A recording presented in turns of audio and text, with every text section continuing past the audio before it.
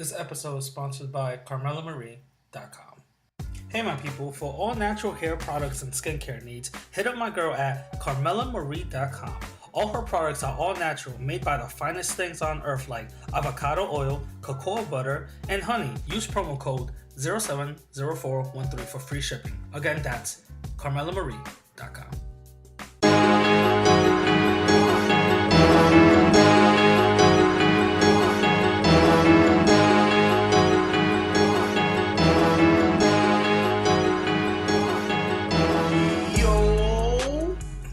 What's poppin', my people?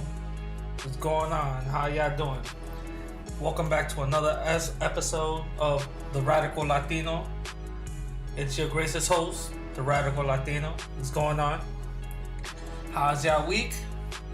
Mine's been crazy. Mine's been fine. I can't complain. But you know what? As long as I'm here talking to y'all, it's all good. You know what I'm saying? So yeah, I got a lot of things to talk about today. A lot.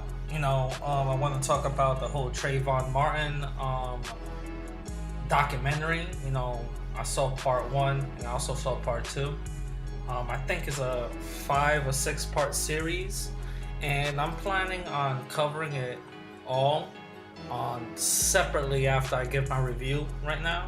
I'm planning on covering it all separately on my YouTube channel. So if you guys are not following me, follow me on my YouTube channel at The Radical Latino. You'll see all my videos for the podcast and some individual videos that I just do that's not part of the podcast or whatever the case is.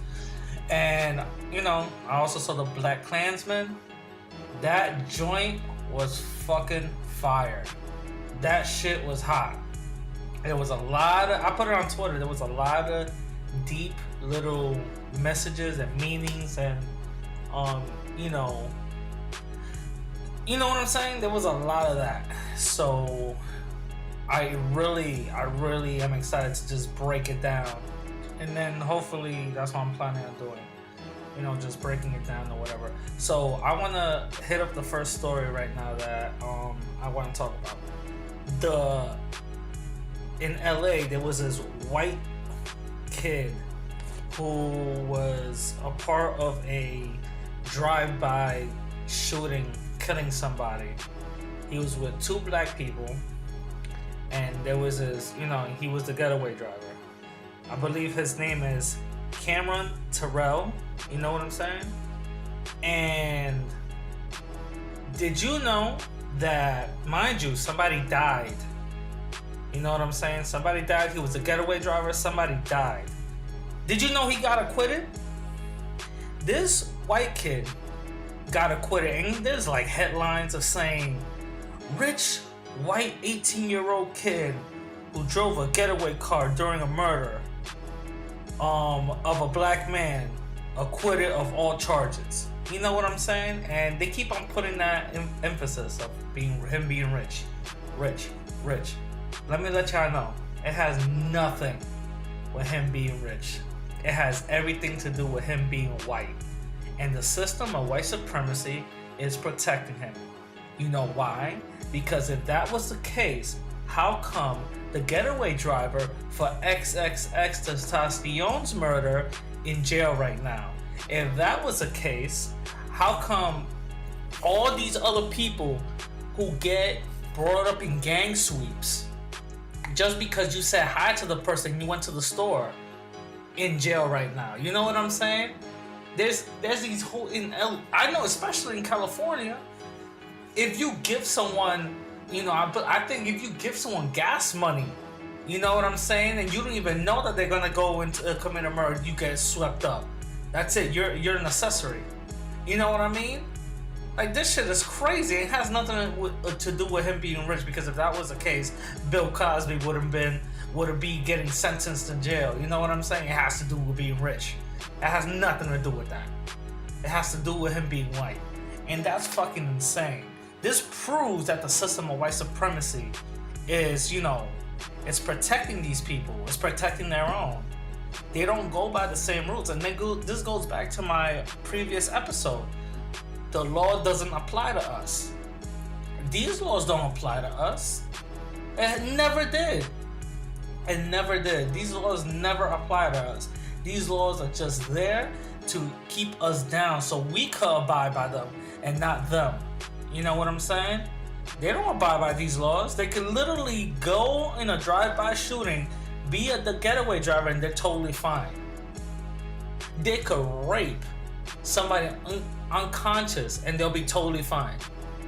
You know what I'm saying? So the law doesn't apply to us. It never did.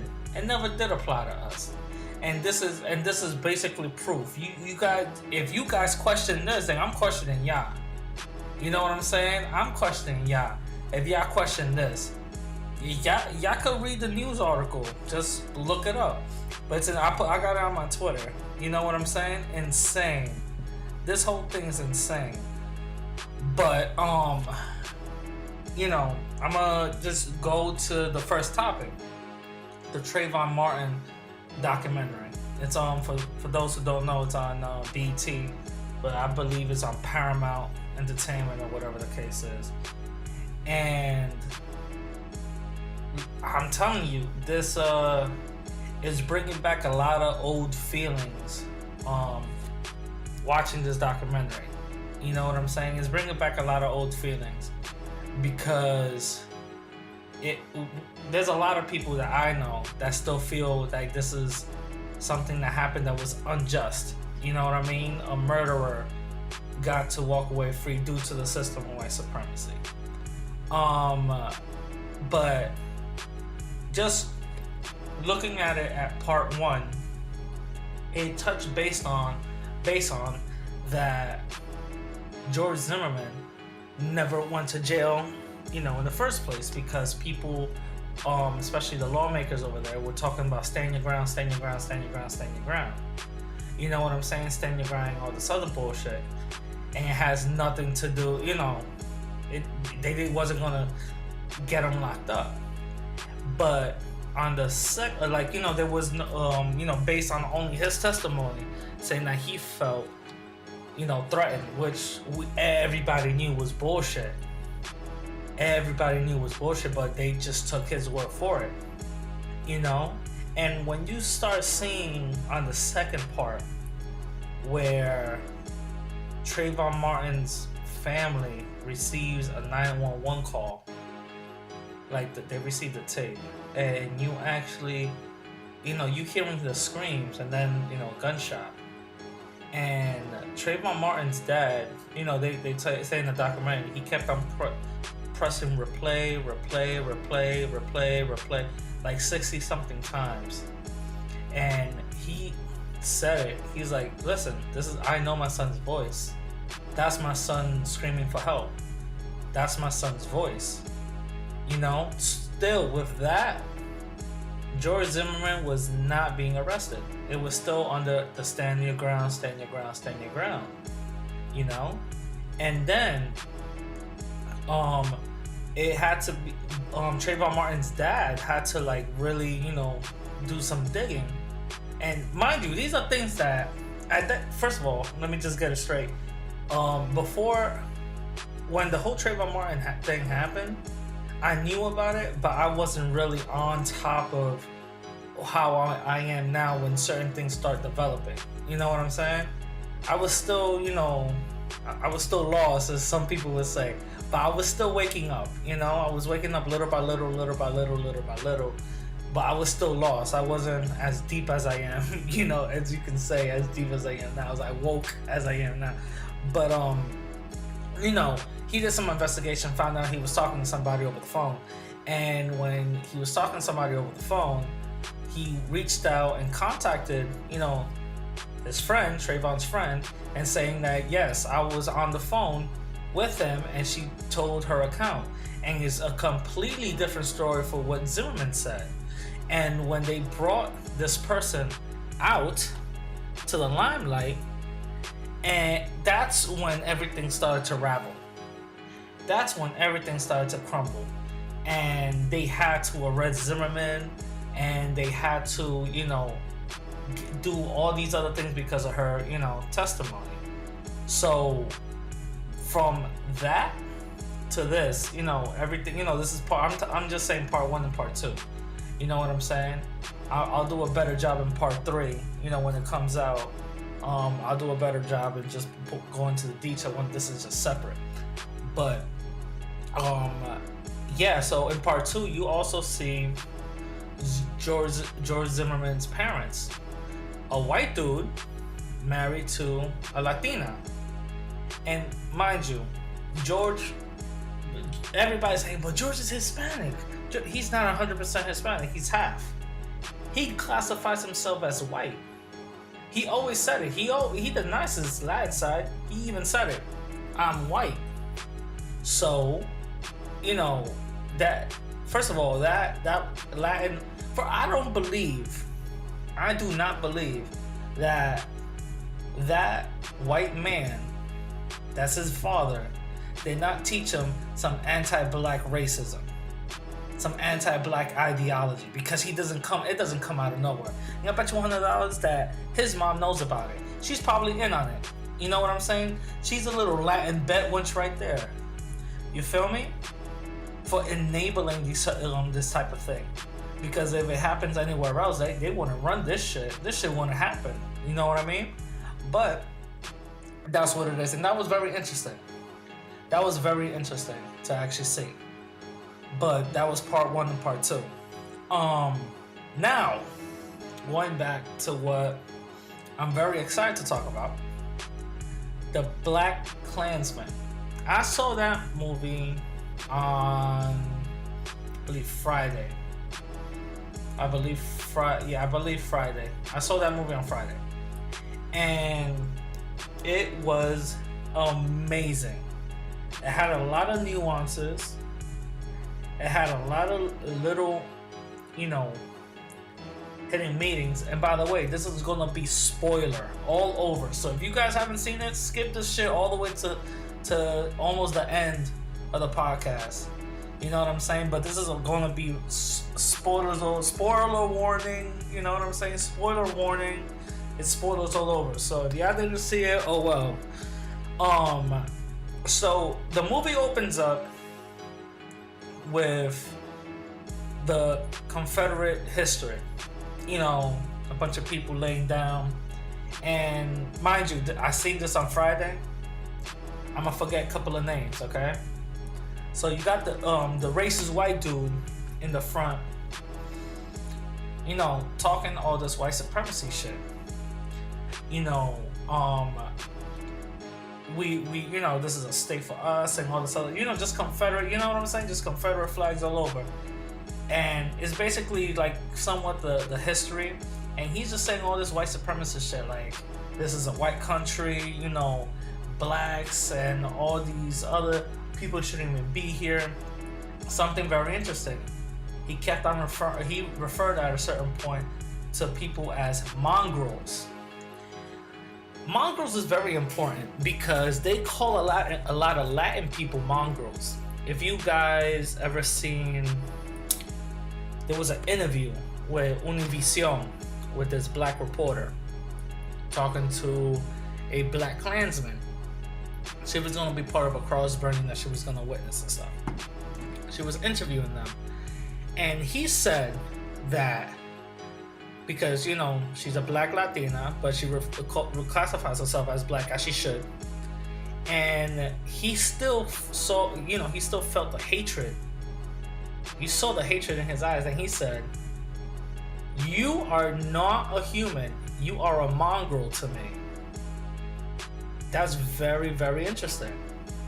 That's very interesting. So don't listen, you Latinos that be trying to classify yourself as white. Y'all not Europeans. Just because you know Spanish doesn't mean shit. You guys are not Europeans. That's how real white people see you. They see you as mongrels. They see you as invaders, as imposters. Just because some of y'all got white skin doesn't mean that y'all white. You know what I'm saying? You guys are imposters. So you guys better start, learning what it is before y'all get y'all nigga wake up call. Actually, Latinos did get y'all nigga wake up call, but most of us still acted stupid and voted for a goddamn white supremacist. But I'm not even gonna get into that because I already did. Anyway, so you get into this Confederate history. And he starts, basically it's like this whole thing is like amping up or whatever. It's like an amp up, like, you know what I'm saying? Before a sports team goes outside to play, it's like an amp. You know what I'm saying? And then the next scene, it cuts to the main character, which is Ron Starworth, I believe. Once again, I'm gonna forget names. Ron, and it's a big sign about join the police force because minority is minority placement. Mind you, this is like around the 70s. Okay, this is around the 70s. This is when job equality is supposed to be something that people are looking for. You know what I'm saying? So this this guy goes in, Ron goes in, and he's being interviewed by a black dude and the police chief. And they're just asking him questions and all this other stuff, and then saying, listen, you're gonna be the first black cop in Water Springs, whatever. Again, I'm gonna forget names, so you're gonna be the first cop here. How you gonna handle it? And he's gonna be cool, just waiting for opportunity, so and so and so and so. And he was the black guy was like, how you gonna feel about other officers calling you names, racially insensitive names? Said like anybody else would say in the interview, I'm gonna just turn the other cheek. But before he said that, he was like, do you think it will happen? I believe, for what I remember, do you think it will happen? And the black guy was like, shit. You know what I'm saying? Which is funny. But, obviously it happens. So he was like, oh, I'll just turn the other cheek. But, I like how they show that part, that they're looking for equality and minority programs and all this other stuff, so they won't seem as racist. Remember, the only black guy there, ever. Now, when he starts off in the record room, basically down in the basement, and officers coming in just to, get records of people, being arrested or whatever for investigations. That's how he's starting off. And he, he's already experiencing some racist cops already, with one incident. I'm not gonna spoil the whole thing. I'm not gonna say I'm just going to tell you what's important. Then he decides to go up to his boss and say, listen, I want to be in a better position here. They were like, listen, you kneel, relax, you thinking you're top shit, calm down. You need to still grow a little bit more. So they put him back into the evidence room until they actually needed him. And this is very important. Whenever someone that's not white, especially black folks, are in a job and people from the dominant society need a face of a black man, best believe they'll become your biggest buddies. Best believe they'll become the best of friends. You know what I'm saying? Because they just need you as a face. And a lot of organizations and people from the dominant society, that's what they do. So they won't seem racist, or they can infiltrate your own culture and your own community. You know what I'm saying? So what ended up happening was that they needed him to infiltrate one of these pro-black, meetings or whatever the case is. So he got upgraded to, undercover. So, that's what happened. They mic'd him up. He went inside. He met some radical, sister girl friend there. But, he went and they recorded the whole speech. I'm not good with names. I forgot but they recorded, he saw his speech and he was actually, feeling it. He was like, he's talking some deep shit. You know what I mean? He's talking some deep shit. So they went back and they were like, okay, so the chief was like, all right, so what did you guys find? He was like, nothing. Listen, he wasn't talking about anything crazy. All he was like informing the people, and they were like, he's talking about starting a race war. He was like, nah, he was just saying to prepare ourselves for a race war. He wasn't saying nothing else, but that's basically it. And the two white cops that backed him up. It was like, yeah, it didn't seem like anything crazy. You know what I'm saying? Now, the next thing is, now he's a detective. And, now he's just waiting to see what's going on. So he opens up the paper and then he sees a wanted ad for the Ku Klux Klan. So in the movie, well, in the book it was different, but in the movie, he calls up the place, leaves a voicemail, and says, listen, I hate niggers, spics, kikes, blah, blah, blah, all these other racially insensitive terms. And I'm a pure white man, and I would like to join. Hangs up. Not more than 5 minutes later, he gets a call back. They start talking. Boom, he gets contact, right? Now, this is what the preference of the movie is. That he is a black man speaking to the Klan. And the embodiment of himself is one of the white undercover officers, which is, one of his friends or whatever. The undercover officer is a Jewish guy. So he was supposed to represent, okay, you're really speaking to a black guy, but I'm pretending that you're speaking to me. You know what I'm saying? So it's a Jewish guy. And you don't find this out until maybe like third way into the movie that he's a Jewish guy because of the necklace. And he's like, oh, I didn't know you were Jewish. And he was like, well, I don't really like to talk about it. It is what it is. And then you find out later on in the movie that, he wasn't really raised Jewish, because Jewish is a religion. Wasn't raised Jewish, but it was a struggle his whole life. You know what I'm saying? He never had a bar mitzvah or nothing. So he doesn't really care or claim to be Jewish, but he knows that his family is. He knows that that's what he is. You know what I'm saying? But, internally there's a struggle there. But you don't find that out later on, right? So, Ron, the black guy, he thinks like there's a camaraderie. I can't even speak right now. There's like, they're both in the same page. They're both brothers in the struggle. They're both like, okay, you're Jewish, I'm black. You understand exactly how crazy this is. You know what I'm saying? You should understand, and you do understand because you're Jewish and you went to turmoil. You went through,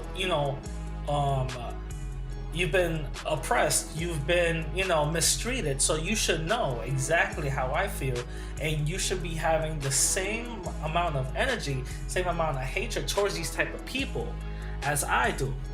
That's very important. Very important. Just keep that in your head. Now the white guy, the white officer, he goes and meets one of the Klansmen for the first time. And it's one of their enforcers or whatever the case is, right? So, mind you, he's mic'd up, you know what I'm saying? Doing whatever. He's mic'd up and shit. And, recording all that. So he goes, this is very important what he's about to say. He goes, oh, so what about, tell me more about the Ku Klux Klan. The other guy, the enforcer, goes like, whoa, bro. We don't talk about that in the open. We don't even talk about that between each other. We don't even use that word. Even though we're part of the Ku Klux Klan, we don't use that word. We use words as organization. And that is very telling because that's code words. They automatically, right there in that movie, they're showing you how they're staying in code with each other. They're staying in code with each other. They don't use the words KKK. They use other words like organization, other words like alt-right, other words like alt-lights. You know what I'm saying? Or race realist. You know, other little bullshit, stupid terms they make up. But it all comes back to white supremacy. No matter what, all comes back to white supremacy. No matter how you slice and dice it, it all comes back to white supremacy. So right then and there, they're telling him, listen, stay on code. We don't talk about this, even with each other. We don't talk about what the name is. It's called the organization. So that's very telling.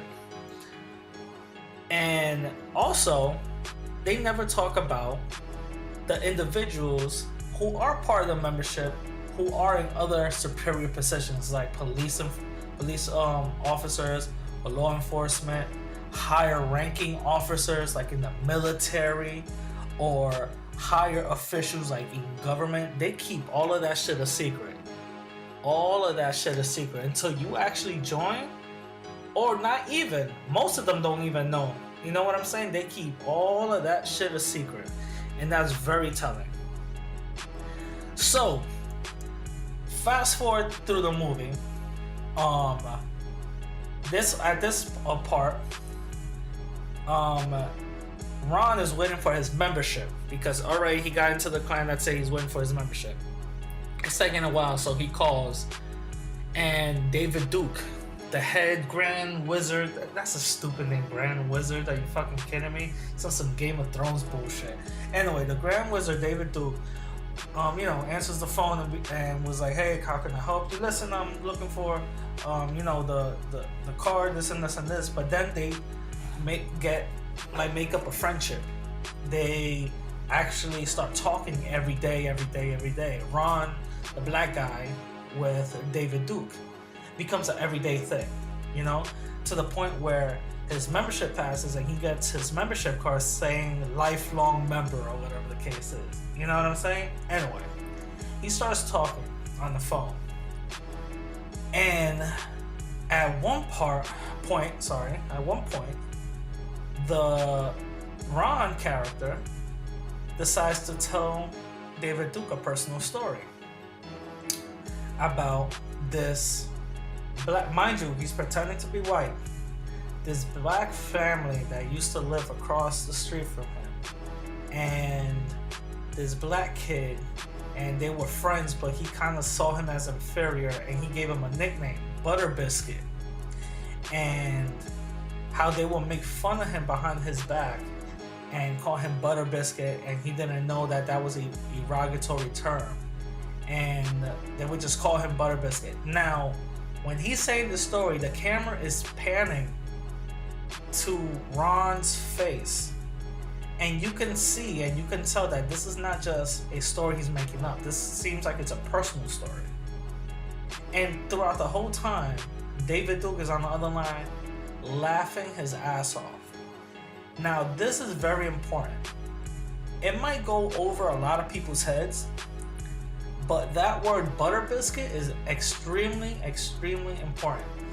If you guys ever read some slave narratives or slave testimonials or anything like that, they would consider, you will start seeing a lot of words Butter Biscuit, Butter Biscuit, Butter Biscuit, Butter Biscuit, right?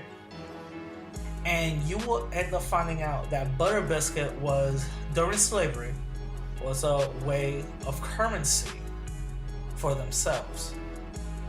Whenever they snitched on another black person, another slave, whenever they did anything good for the plantation or whatever the case was, they earned themselves a Butter Biscuit, because that Butter Biscuit was so good compared to what they were really eating. All the trash that they were eating or the leftovers. So they would do these people that will, fuck up the other slaves and snitch on them or whatever the case is. They would do so to earn Butter Biscuits. And you would see this in narratives. Now, that nickname, that nickname will mostly, be be for coons, you know, for collaborators. You know what I mean? That nickname, that right there is deep. That nickname is saying that you're gonna fuck up your own race, ain't for a butter biscuit. And they called them butter biscuit. That was extremely deep. When I heard that, my jaw dropped. I was like, yo, this is some deep ass shit. It might have went over a lot of people's heads, but that shit right there was deep. That shit right there was deep. So, that's another deep part, right? Another part where, fast forward to the movie a little bit more. Ron is talking to one of the other officers because remember one of the white officers is about to go meet up with the Klan. So he's talking to the other officer that's there, also another one.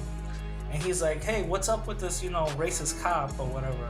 You know, what's going on with him? Why he got an issue? Oh, that's him, you know, it is what it is, blah, blah, blah.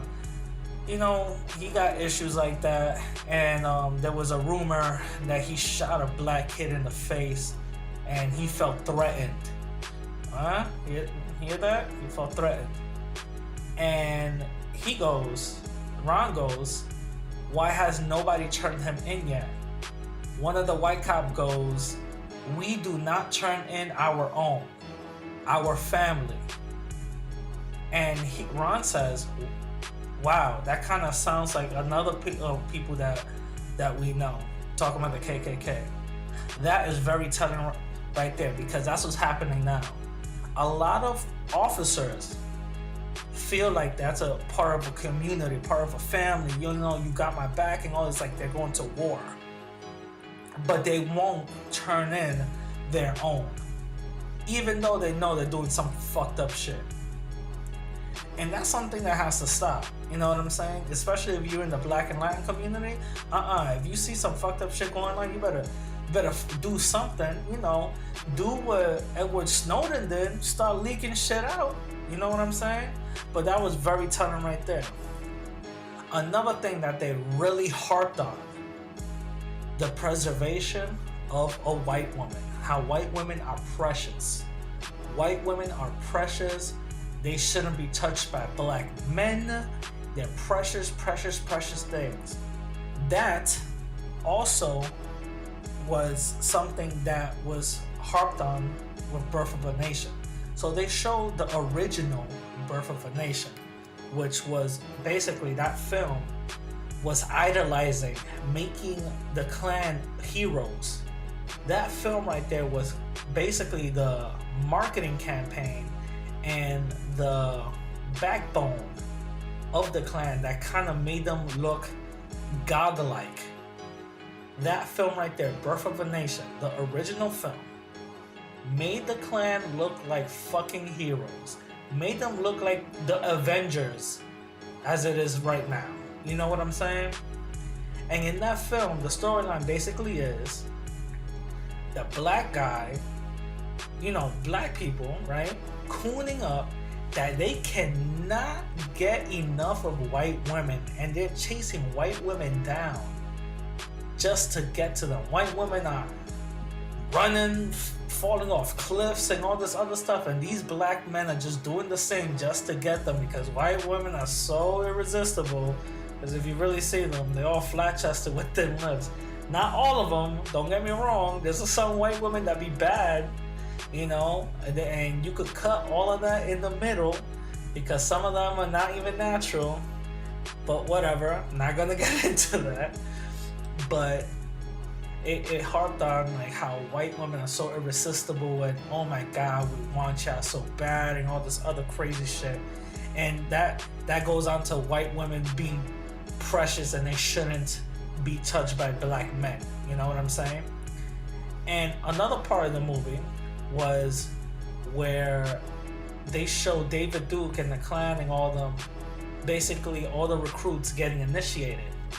And the way they did it was in a religious form, making it seem like you're doing God's work if you're part of the Klan.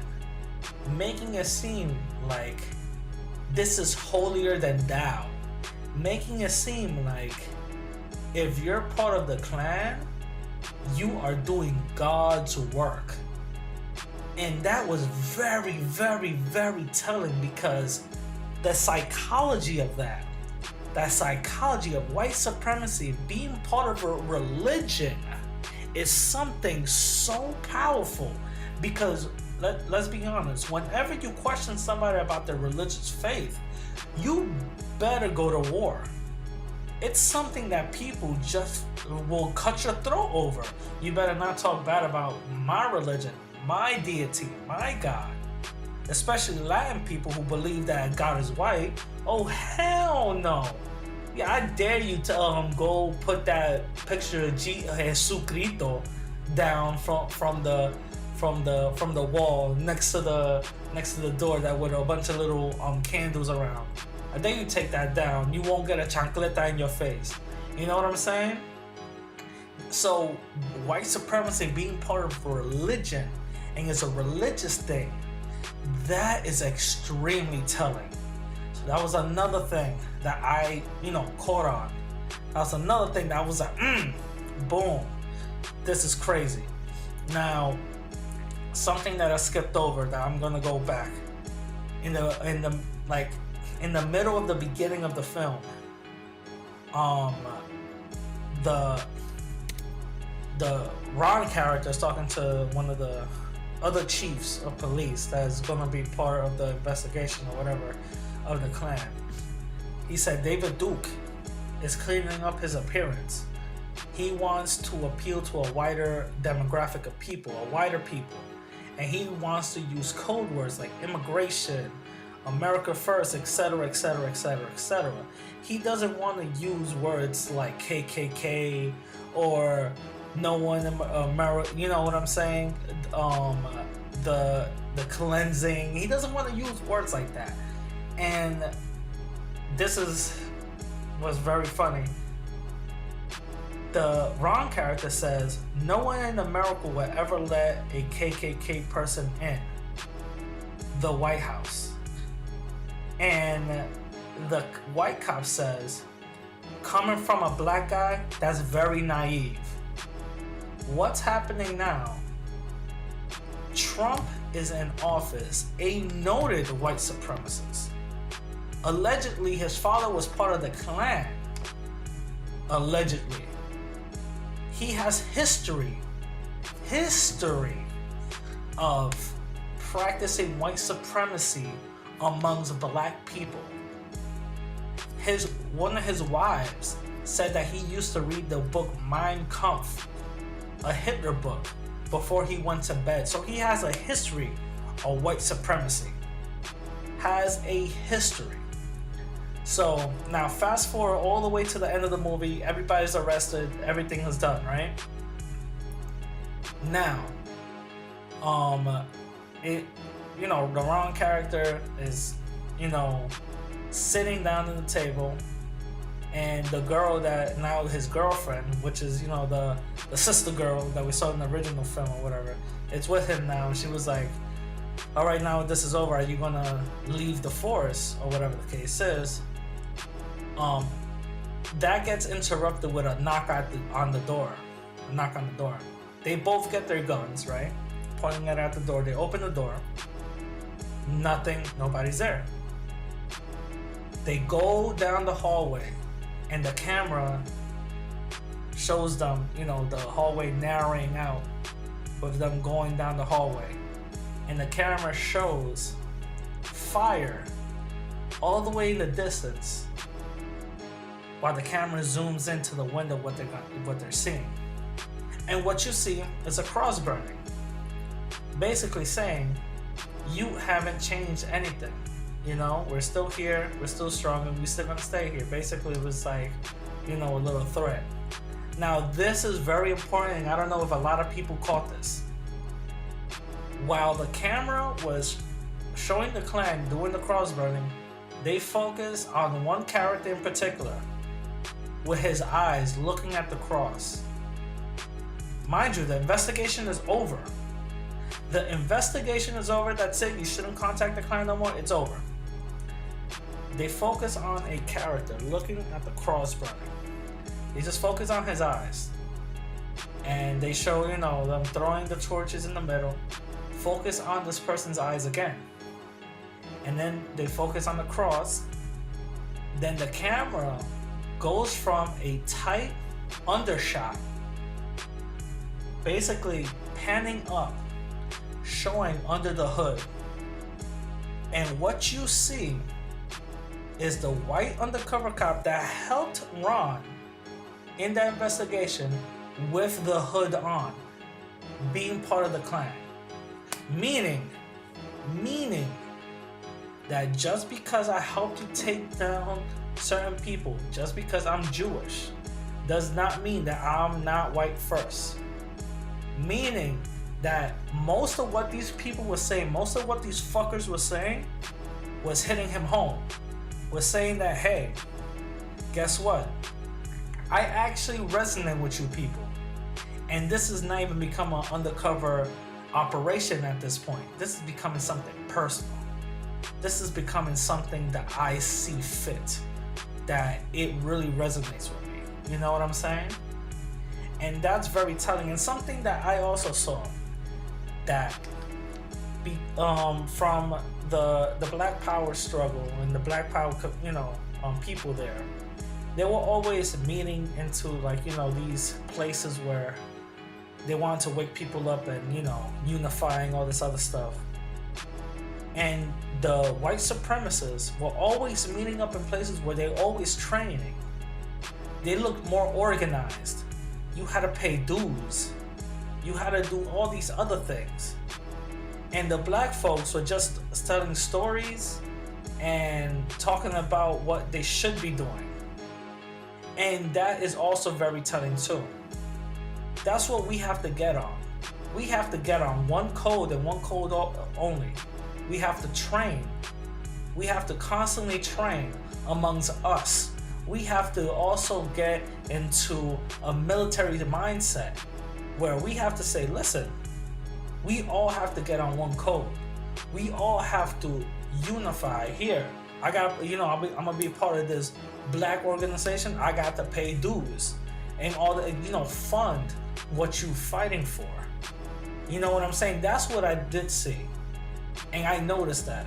And I'm like, hey, I think this is something that we gotta do. You know what I'm saying? And I like how Spike Lee ended the whole thing with images of the Charlottesville rally and all this, and having a connection towards now where there's nothing really changed.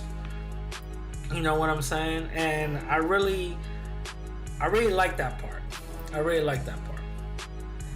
All right. So now, with those two reviews out the way, now let me get into how white people got handouts.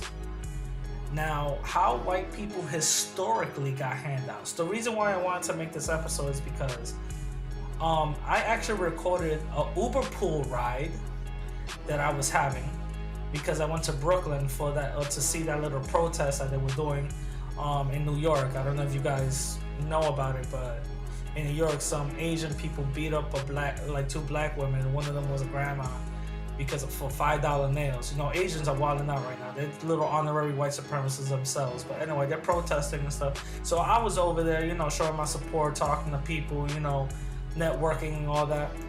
And I decided to, get on the Uber pool. I was the first person there, right?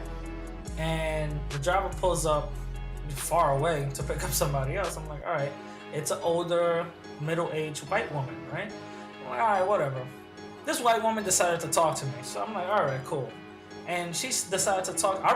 Mind you, I started recording this after she was started talking to me about immigration and all this other bullshit.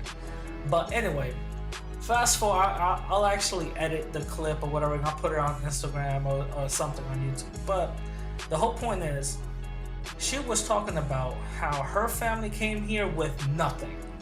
Her family came here and pulled themselves out their bootstraps, and how come people are still on welfare and all this other stuff. I shut her down with this. I said, miss, You're talking about you had 3 jobs and you still made it work, and you have a condo in Brooklyn and all this other stuff. And all of this that you're talking about was during the 50s and early 60s. That you were doing all of that, and you started becoming financially stable in the early 60s. Ma'am, black folks didn't start getting legal work, mind you, because before the 60s, you could legally not hire a black person.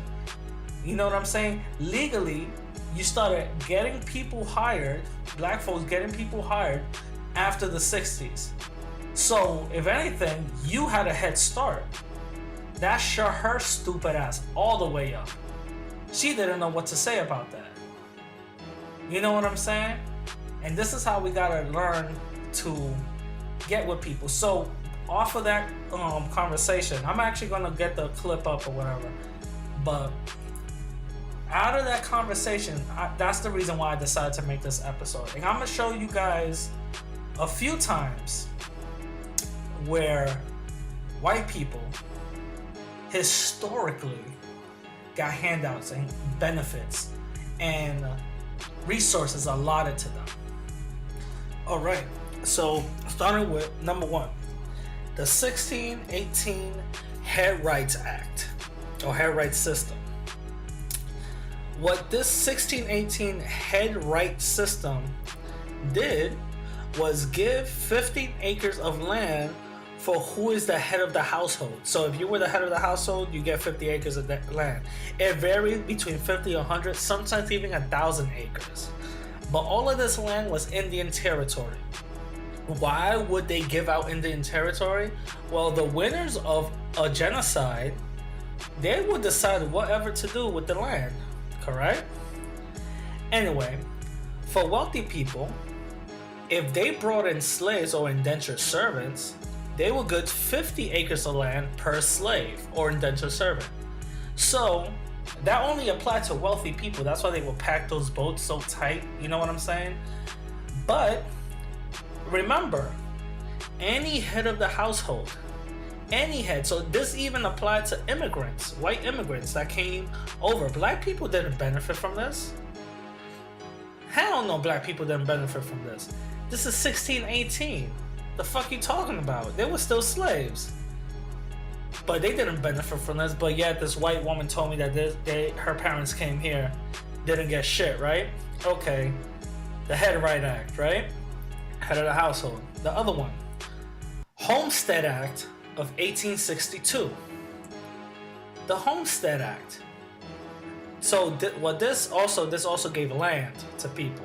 It gave 160 acres of land, but this is where it gave land to. It was during the Civil War, and the only way you would get land if you had proof that you didn't pick up arms against the U.S. government. Remember the Civil War?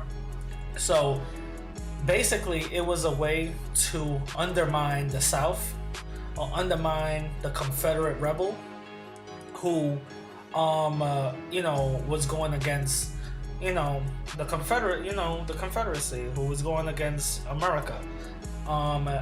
They was like, okay, so let's undermine them by giving land to the people fighting for us, and that will give more people, fighting for us to come over here or whatever the case is. You know what I'm saying? Also, Irish people. You hear a lot of people saying Irish people were slaves, Irish people were slaves, Irish people were slaves, so there were white slaves, and what happened to them and all this other bullshit. There's a trick game to that. They're absolutely right. Irish people were slaves, but they were indentured servants. Because after their servitude was completed within, 5 or 7 years, it really depends. It didn't go longer than that. They got reparations on land right after that. So that whole Irish people were slaves too narrative, take that shit to bed. Let them know that. They got reparations and also land. So they could, they could eat a dick with that shit. Also, after Abraham Lincoln, this is another thing. After Abraham Lincoln signed the 1863 Emancipation Proclamation thing, free the slaves and all that. The government paid the slave owners reparations. Yes, a lot of people don't know that. Look that shit up. They paid slave owners reparations. Now, how much did they pay the slave owners? They paid the slave owners $300 per slave. $300 per slave. And guess what? This helped the white elite class more than the poor white class. They paid like 900 or so to slave owners for reparations. But, per slaves, mind you, they had like 900 slaves, so 300 per, you could probably imagine how much. But this is another way how the US government helped white people out. Poor and rich, they helped everybody. They didn't care what financial benefit you had. You're white, we're gonna help you out. All of this, black people didn't qualify for. And the final and last thing, the redlining and VA loan programs. What this happened was the federal government backed up this program because they want to create the white middle class. That's what they wanted to do. After, when cities and towns start to get modernized, they wanted to create the white middle class. So what they started to do was give low interest loans out to white people. Only white people benefited for these VA loans. That's all that happened. These VA loans only benefited white people. Black people couldn't get these loans. And if they even tried, they will get denied. So, also, what the redlining was, the banks took maps of cities and states and they colorized it. Blue would be the best areas, the suburbs, the great areas. Yellow would be these are the areas that's coming down, but it still holds value. So you guys could go there. It's kind of it's going down, but the value is still holds its place. And red are the bad areas, the hood, the ghetto, the so-called black area. There's no real black area, but the so-called black area, And this is where the term redlining comes from, because that's what the banks would do. And that's how they created, and part of the government, federal government, this is how they created the ghettos. And this is how they undermined those type of people to stay there. Those type of people, like, okay, the rent is going to be a certain amount and over here, and a certain amount over here. You know what I'm saying? This is how it happened. Now, I gave you guys the tools and the keys for the information. I hope you guys enjoyed it. Remember, if you guys want to reach out, hit me up on Instagram or Twitter at radical_Latino_. And also, if you guys want to hit up the show voicemail, you can always do so at 609-948-4194. And I hope you guys enjoyed this episode. Have a good one. Peace.